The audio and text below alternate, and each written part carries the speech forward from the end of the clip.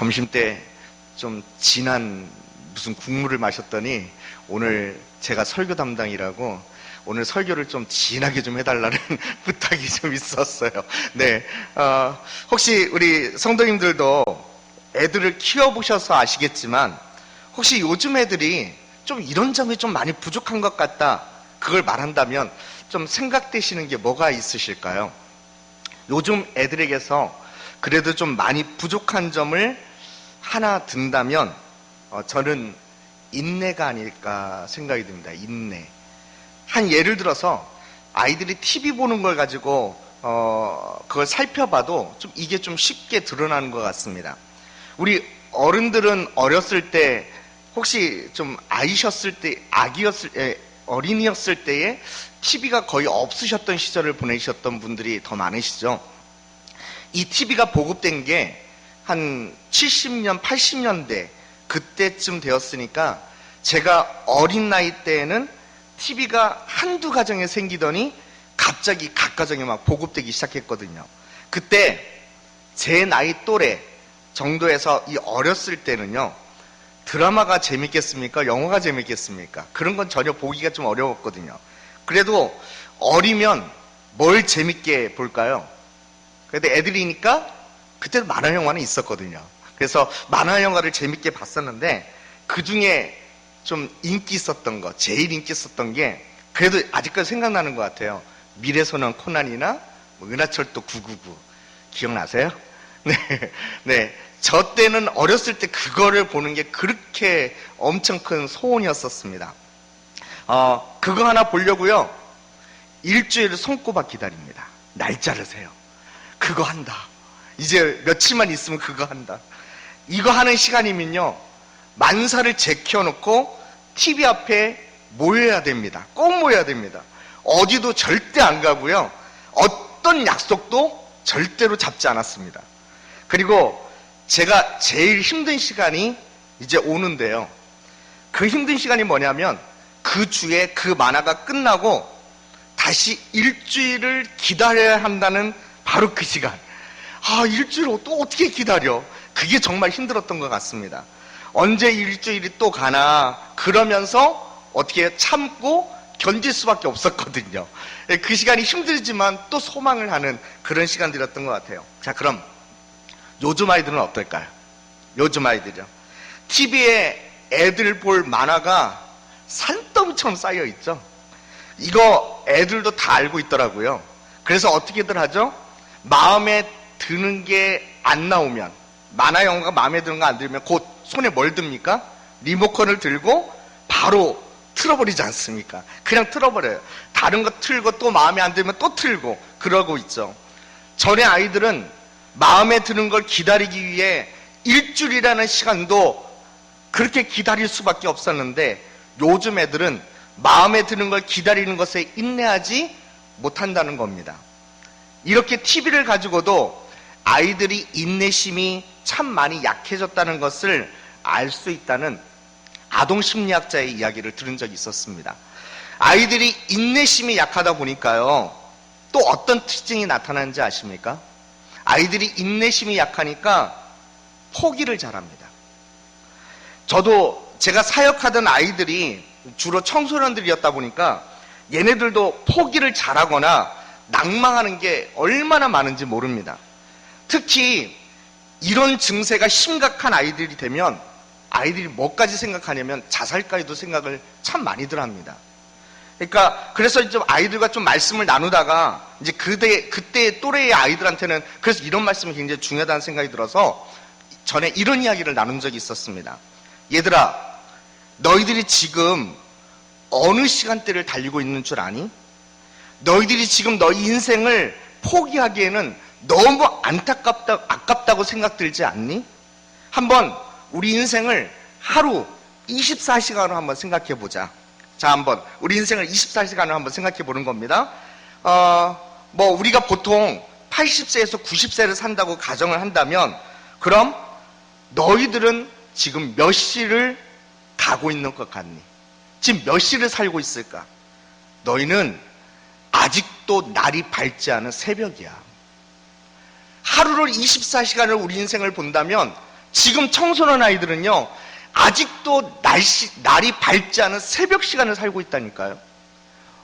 목사님은 몇 시인 줄 아니? 라고 하면서 이제, 목사님은 이제 막 점심 지났어. 이러면서, 아직 아침 6시도 지나지 않고 그 정도밖에 살지 않은 너희가 지금 성적 때문에, 지금 친구들 관계 때문에, 지금 부모님과의 문제 때문에 너희 인생을 포기한다는 게 너무 아깝지 않니? 아직 우린 아침도 안 살아봤어. 하나님께서 너희들에게 어떤 아침의 인생을, 어떤 점심때의 인생을 살게 할지 소망하고 기대해보면 안 되겠니? 지금 무너지지 말자. 왜? 너희들 인생은 너무 소중하기 때문이야. 뭐 이러면서 청소년 아이들한테 설교한 적이 있었는데요. 사랑하는 성도 여러분, 인생이 소중하다는 건 아이들한테는 당연하겠죠. 그런데 애들만이 이겠습니까? 그렇지 않을 겁니다. 지금 이 자리에 앉아 계신 성도님들의 연세가 몇 세이건 상관없이 우리 성도님들의 인생은 하나같이 모두 소중하고 귀한 인생들이지 않습니까? 그 귀한 인생, 그렇다면 우리는 어떻게 살아가야 할까요? 그렇게 소중한 인생, 우리는 어떻게 인생을 살아가야 될까요? 그러나 대부분의 많은 사람들은요, 그 귀한 인생을 자기를 위한 인생으로 채우면서 살아가는 경우가 허다하다는 겁니다. 그런데 우리가 성도들이라면, 우리 성도님들은 어떻게 살아가는 것이 귀한 인생이 되는 것일까요? 하나님의 말씀인 성경은요, 우리들에게 무엇이라고 말씀하고 계시는지 아십니까? 그건 바로 사명 따라, 부르심 따라 살아가는 것이라고 말씀하고 있습니다. 만약 교회를 다니고 있지만 이런 사명 없고 이런 부르심이 없었다면 나의 신앙을 다시금 살펴봐야 합니다. 왜냐? 대부분의 성도들은요, 하나님의 구원을 선물로 받고 난 후 모두가 부르심을 받고 모두가 사명받은 그 인생의 변화가 분명 있기 때문에 그렇습니다. 성경이 우리에게 가르쳐주는 삶은 바로 부름받은 삶입니다. 우리 성도님들은 참으로 주님께 칭찬 들으면서 귀한 인생들을 살기를 간절히 원하시죠? 네. 그렇다면 우리 모두 주님이 부르신 부름받은 삶, 그 부르신 삶을 살 수 있는 믿음의 성도님들 되시길 간절히 축원드리겠습니다. 오늘 말씀에도 이런 특별한 부르심으로 이름들이 나열되어 있는 제자들이 등장합니다. 예수님이요, 바로 그 제자를 부르신 겁니다. 우리 한번 마가복음 3장 16절에서 19절 말씀을 같이 한번 읽어봤으면 좋겠습니다. 16절에서 19절까지 함께 읽겠습니다. 시작. 이 12를 세우셨으니 시몬에게는 베드로란 이름을 더하셨고 또 세베대의 아들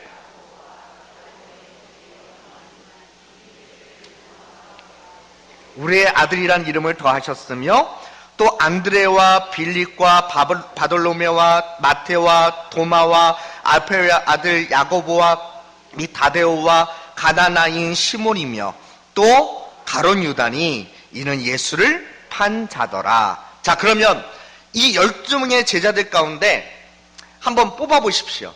대단한 위인이었거나 아니면 특별한 직업을 가진 사람이 있었나요?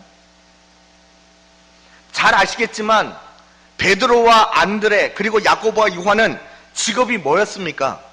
어부들이었죠. 마태는요, 그렇게 유대인들이 싫어하고 멸시하면서 당시 사회적으로 죄인으로 낙있지만 막 손가락질했던 세리라는 직업을 갖고 있었지 않습니까? 이 제자들 중에 누구 하나 눈에 특별하게 띄는 사람들이 없었지 않습니까? 그런데 놀라운 건 특별한 직업도 아닌 사람들이, 특출난 능력도 없던 이 제자들을 통해서 세상이 변했다는 게 놀라운 사실입니다. 아니, 특별한 직업을 가진 것도 아니고 학벌이 좋았던 것도 아니고 그렇다고 집안 가문이 좋은 것도 아닌데 이런 제자들에 의해서 어떻게 세상이 변할 수 있었던 것일까요? 그 이유가 뭘까요? 무엇으로 이걸 설명할 수 있겠습니까?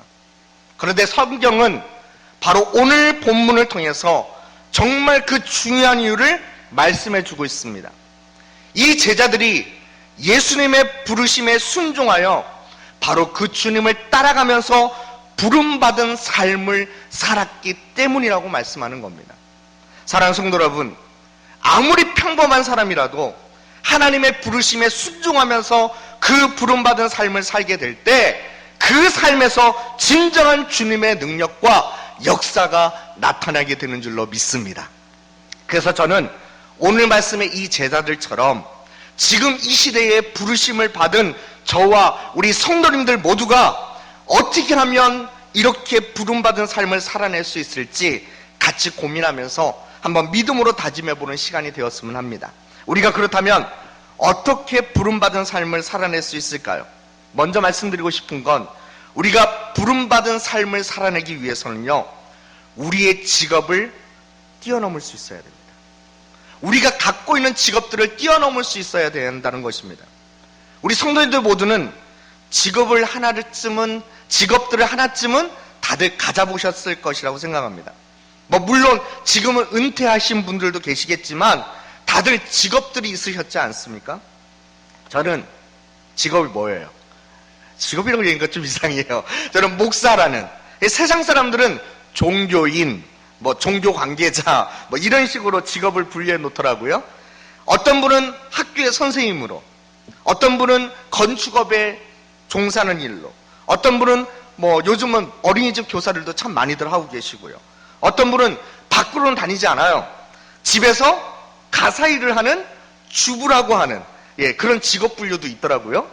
심지어는 우리 학생들, 공부하는 학생도 사실 직업군에 넣는데도 어디든 있더라고요. 다들 이렇게 직업들이 있으실 것입니다. 혹시 이런 분 계실까요? 나는 어렸을 때부터 꿈꿔왔던 그것을 직업으로 갖게 되어서 그래서 내가 내 직업 가진 게 얼마나 행복하고 그 일을 하는 게 얼마나 자부심 있는지 모르겠다. 그럼 정말 행복하시겠죠. 그러나 대부분이 어째요? 어찌 하다 보니까 지금 그 일을 하고 계시지 않습니까? 그런데 우리가 그 직업을 갖고 있는 이유가 뭔가요? 이 땅에서 잘 먹고 잘 살기 위해서인가요? 하나님께서 우리들에게 그 직장, 그 직업을 주신 것이 그저 이 땅에서 너희들 잘 먹고 잘 살아라, 그거 위해서만 주신 것 뿐일까요? 아니라는 겁니다. 그 이면에는 하나님이 원래 중요한 목적이 있으셨다는 것을 알아야 오늘날 우리가 부름받은 삶을 살아갈 수 있다는 사실을 말하고 있는 겁니다. 오늘 본 말씀을 자세히 보시면요, 이 마가복음을 기록했던 마가가요, 의도적으로 예수님이 그의 12명의 제자를 부르시기 전에 예수님이 하신 일을 먼저 자세하게 나열하고 설명하고 있습니다.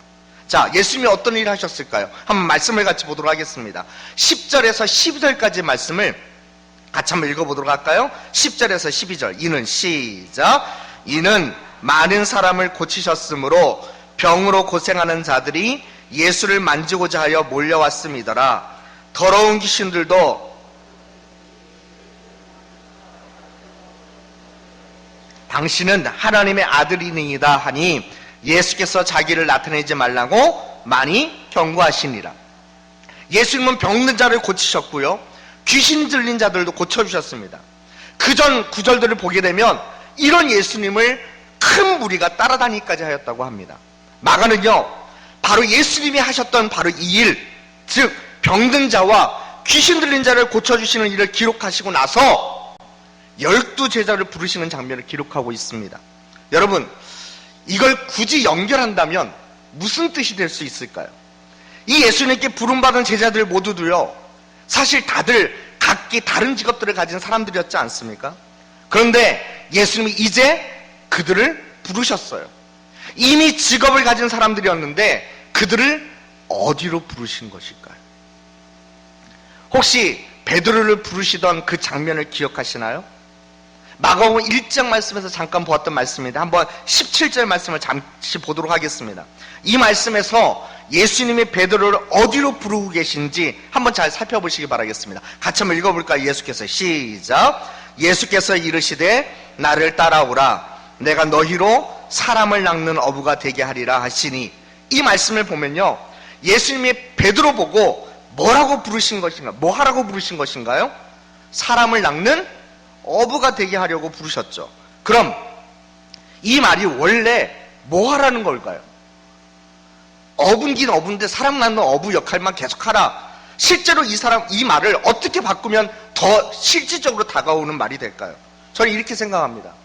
사람 살리는 일을 하라고 예수님께서 부르신 것 아닌가요? 사람 살리는 일을 하라고요. 오늘 말씀도 한번 보았으면 합니다. 마가복음 3장 14절 15절 말씀인데 같이 한번 읽어보도록 할까요? 14절 15절 이에 시작. 이에 12를 세우셨으니 이는 자기와 함께 있게 하시고 또 보내사 전도도 하며 귀신을 내쫓는 권능도 가지게 하려 하심이러라. 이 말씀에도 이 12의 제자를 세우고 뭘 하게 하려고 하셨다고 말씀하시죠? 이에 12를 세우시니 이는 자기와 함께 있게 하시고 또 보내사 뭐도 하고요? 전도도 하며 귀신을 내쫓는 권능도 가지게 하려 하심이러라 라고 말씀드리죠. 그럼 이 전도나 이 귀신을 내쫓는 일들도 다 뭐에 속한 것인가요? 사람을 살리는 일 아닙니까? 사람을 살려내는 일 아닌가요? 영혼을 구원하고 하나님 나라의 천국 복음을 전파하는 일로 부르셨다는 말이지 않습니까? 여러분, 이 제자들은 예수님께 부름받기 직전엔 이미 벌써 직업들을 갖고 있었어요. 그리고 부름받은 그 이후에도 세상 일을 하기도 했습니다. 이후 성도들이 많이 생겨서 풀타임 사역을 하기 전까지는 계속해서 그 일들을 했던 것으로 보는 학자들도 있습니다. 또한 사도 바울도 역시 자비한 선교를 감당했던 것을 여러분도 잘 알고 계시지 않습니까? 다시 말씀드리면 예수님은 12제자를 부르심으로 그동안 자기 직업에 충실하던 사람들에게 더 큰 인생의 목적을 그들 가운데 심어주셨던 것입니다. 지금까지 그 12제자는 그저 평범한 삶을 살았습니다. 고기 잡으러 갈 시간이 되면 고기 잡으러 나가요. 그 일을 마치고 다시 항구로 들어오면 다음번 고기를 잡으러 나가기 위해 그물을 깁습니다. 그리고 잡은 고기를 내다 팔면서 자기 가족들 근근히 이어가는 그 생활들을 그저 평범하게 누렸던 삶이었습니다. 그리고 그들은 유대인이었죠. 하나님을 믿고 성경도 믿고 있던 사람들이다 보니까 안식일이 되면 우리들처럼 회당에 나갔습니다. 그런데 놀랍게도 하나님은요, 그 회당을 다니고 있던 유대인들에게 예수님을 통해 다시 부르셨다는 겁니다. 어디로 부르셨다고요? 복음을 전파하고 영혼을 구원하고 가족과 이웃들을 사랑함으로써 그 상처받은 영혼들을 살려내는, 바로 사람 살려내는 놀라운 하나님 나라의 사역의 자리로 그들 모두를 부르셨다는 것입니다.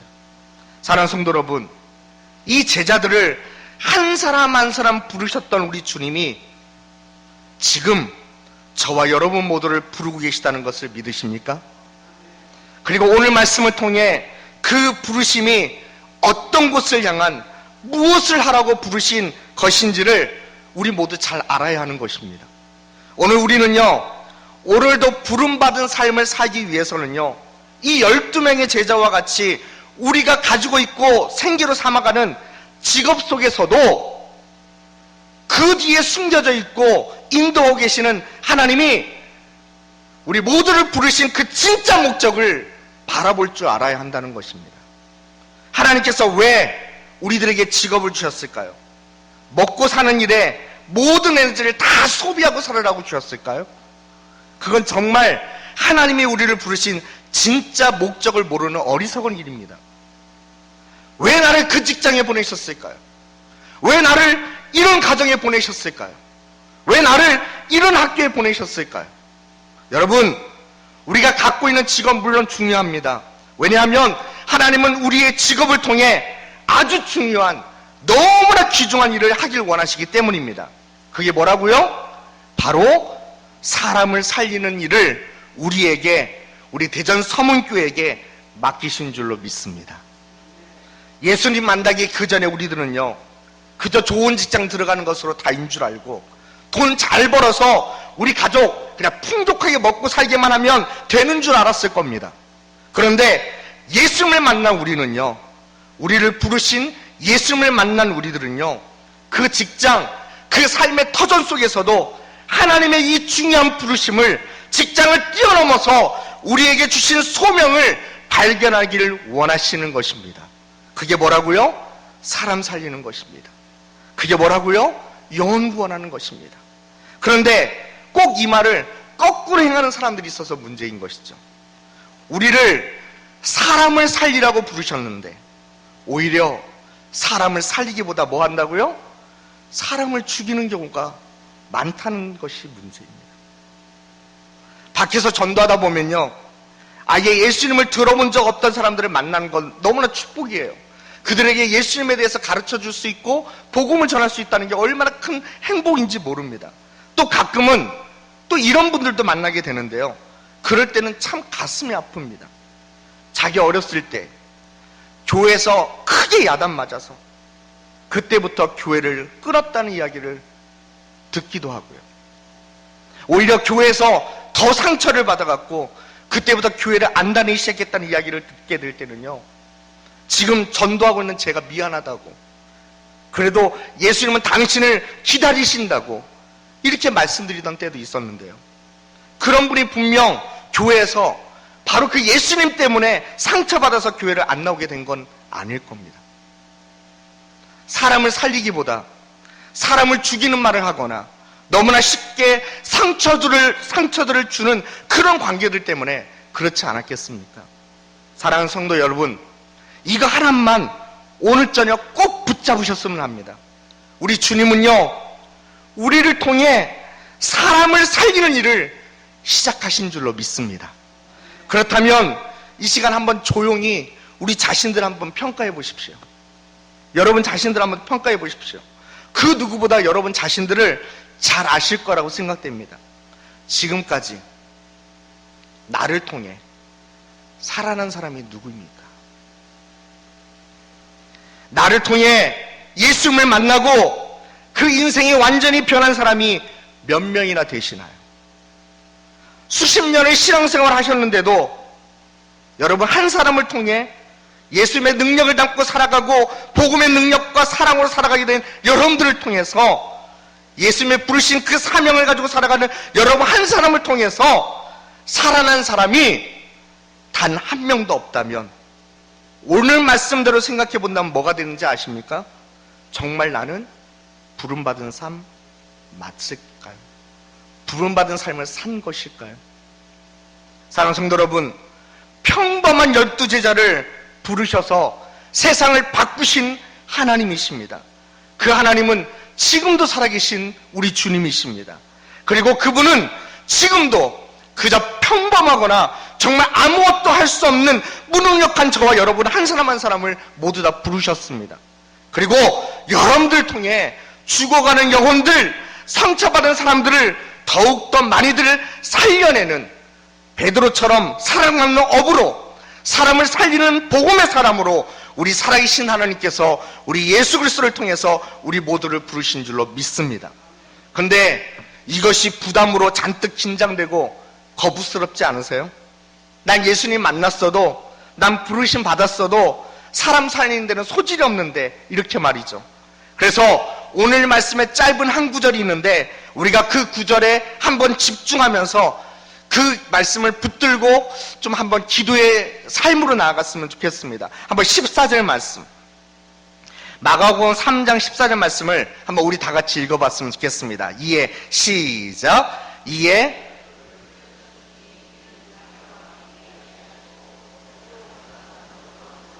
네, 예수님은 이 12를 부르셨고, 잠깐만 자막 좀 띄워주세요. 그들을 보내서 전도, 또 귀신 내쫓는 권능도 주시고 그래서 사람을 살리는 일을 시작하셨는데요, 그 부름받은 삶이 이 제자들조차도요 처음부터 잘 됐겠습니까? 부활하신 예수님을 만나기 전까지 제자들은 늘 불완전하지 않았습니까? 그래서 부름받은 삶을 온전히 살게 되는 제자들이 될 수 있도록 예수님이 하신 중요한 일, 그 한 가지가 있었습니다. 그게 뭐냐면 바로 24절 말씀에 이에 12를 세우셨으니 이는 자기와 함께 있게 하시고, 예수님과 함께 있게 하신 것, 그게 능력이 되어 전도도 하게 하였고요, 예수님과 함께 있게 하신 것, 그게 권능이 되어 귀신을 쫓게 하셨고요, 예수님과 함께 있게 하신 것, 그게 예수님을 점점점 닮아가는 제자들이 되게 하여서 사람 살리는 부름받은 삶을 사는 온전한 제자들이 되게 하여 주신 줄로 믿습니다. 자막은 없애도 됩니다. 우리들도 마찬가지입니다. 여러분, 부름받은 것은 부담되고요, 또 나 같은 보잘것없는 사람이 사람을 살릴 능력도 힘도 없는데, 그런 우리들이 날마다 부름받은 삶을 살아가도록 하시는 주님의 방법은 뭐냐? 우리가 늘 예수님과 함께 동행하며 살아갈 때입니다. 제자들도 예수님과 함께 있게 하시면서 예수님 닮게 하시면서 부름받은 제자가 되게 하셨듯이, 우리들도 예수님과 함께 하시면서 내가 너희와 세상 끝날까지 함께 하리라 약속하셨듯이, 그렇게 함께 동행하시면서 믿음 없던 우리를, 사람 제대로 살리지 못했던 우리를 변화시켜 나가시는 줄로 믿습니다. 사랑하는 성도 여러분, 날마다 예수님과 함께 동행하는 믿음의 성도님들이 되시길 간절히 축원드립니다. 그러면 당연히 사람을 죽이는 말보다 사람을 살리는 복음의 은혜와 사랑을 흘려보낼 줄 아는 믿음의 성도님들이 되실 줄로 믿습니다. 그렇게 될 때 그저 평범한 제자들이었지만 그들을 통해 세상이 변화되었듯이, 여러분들을 통해서도 가정과 세상이 다시금 복음의 은혜로 변하는 놀라운 역사들이 일어날 줄로 믿습니다. 함께 기도하겠습니다. 이제 우리 함께 오늘 말씀을 같이 붙들면서 같이 기도할 때에, 하나님, 그렇습니다. 내가 뭐라고요? 난 보잘것없고 부름받은 삶도 제대로 살 줄 모르고, 내가 부름받았다 할지라도 사람 살리는 일보다 사람 죽이는 일이 너무 쉽게 하고, 때로는 하나님 사람 살리는 능력도 없다고, 나는 아무 능력도 힘도 없다고 우리 자신을 너무 낮추는 그런 삶을 살았을 겁니다. 그런데 지금 이 시간 우리 주님은 여러분 모두를 초청하십니다. 우리 주님과 함께 동행하여 살아갈 때 우리 안에 우리의 직업을 뛰어넘는, 우리를 부름받은 삶, 영혼을 살리고 사람을 살리는 놀라운 역사로 우리를 쓰실 줄로 믿습니다. 우리 서문교회를 사용하여 주옵소서라고 우리 한번 이 제목을 붙들고 함께 기도하도록 하겠습니다. 같이 기도하겠습니다. 하나님 감사합니다. 주님의 은혜로 나아가는 사랑하는 성도님들 모두가 우리 주님의 부름받은 삶을 살아가는 귀한 주님의 제자들입니다. 하나님, 우리는 부족하고 연약합니다. 우리는 너무 연약하기에 때로는 그런 삶을 제대로 살지 못하거나, 사람을 나는 살릴 수 없다고, 나는 그렇게 무능력한 존재라고 하나님 우리 자신을 치부할 때도 있습니다.